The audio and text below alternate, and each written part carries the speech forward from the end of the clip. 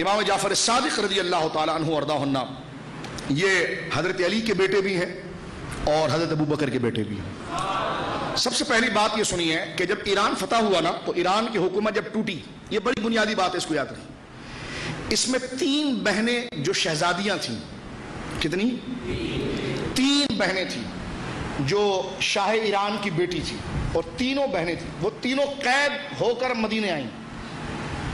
تو جو سب سے جو اصل شہزادی یعنی بڑی مرتبے میں تھی سیدہ شہر بانو، ان سے سیدنا فاروق اعظم نے نکاح کروایا امام حسین کا، دوسری بہن سے نکاح کروایا اپنے بیٹے عبداللہ بن عمر کا، اور تیسری بہن سے نکاح کروایا حضرت ابو بکر کے بیٹے محمد کا۔ تو یہ تینوں بہنیں ان 3 شخص کے نکاح میں گئی۔ امام علی مقام کے نکاح میں ایک بہن گئی، ایک گئی حضرت قبلہ محمد بن ابی بکر کے نکاح کے اندر، اور اسی طرح یہ ترتیب حضرت عبداللہ بن عمر۔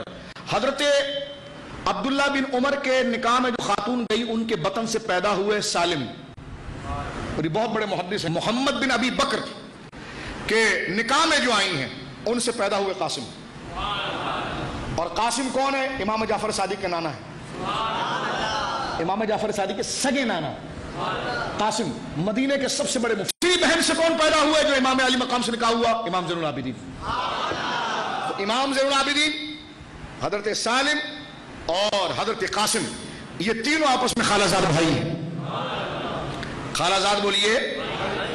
لوگ کہتے ہیں جی حضرت عمر کی دشمنی، میں نے کہا حضرت عمر سے دشمنی کرتے ہو، اہل بیت کا پودا حضرت عمر نے لگایا ہے، کیونکہ ساری اولاد جو چلی ہے حسینی وہ امام زین العابدین سے چلی ہے، ٹھیک ہے، اور وہ جن سے پیدا ہوئے سیدہ شہر بانو ہے۔ یہ اصول کافی کے اندر بھی روایت موجود ہے۔ فقال لها امیر المومنین، حضرت عمر رضی اللہ تعالیٰ نے اس خاتون سے پوچھا ما اسمی کی، تیرا نام کیا ہے؟ فقالت، انہوں نے کہا جہاں شاہ ہے۔ فقال لها امیر المومنین، حضرت عمر نے کہا نہیں جہاں شاہ نہیں، بل شہر بانو، تمہارا نام شہر بانو ہے۔ ان کا نام تھا جہاں شاہ، ان کو شہر بانو کے نام کی طرف جو منتقل کیا وہ حضرت سیدنا فاروق اعظم نے کیا۔ پھر ثم قال للحسین، پھر آپ نے حضرت عمر رضی، یہ اصول کا حضرت عمر رضی اللہ تعالیٰ نے سیدہ شہر بانو کو یہ کہا لَيَلِدَنَّ لَكَ مِنْهَا خَيْرِ الْأَرْضِ فَوَلَدَتْ عَلِيُّ بْنِ حسین۔ جس وقت شہر بانو رضی اللہ تعالیٰ کا نکاح امام حسین سے ہوا تو ترغیب اور چاہت پیدا کی حضرت عمر نے کہ حسین تم ان سے نکاح کرو۔ کہا کیوں کروں؟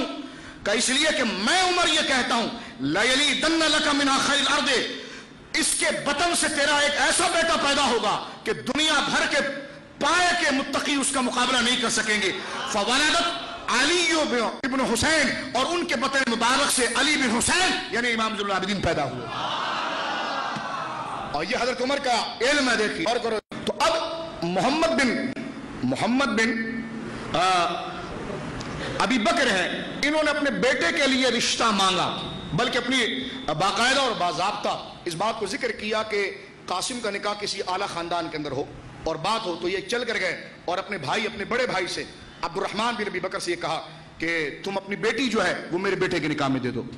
تو پھر حضرت ابو بکر کے 2 بیٹے، یہ تو عبداللہ بھی بیٹے ہیں، تو حضرت ابو بکر کے 2 بیٹے محمد بن ابی بکر اور عبد الرحمن بن ابی بکر، محمد بن ابی بکر کے بیٹے قاسم اور عبد الرحمن بن ابی بکر کی بیٹی، ان کا نکاح ہوا، ان سے بیٹی پیدا ہوئی فروا، کیا نام ہے؟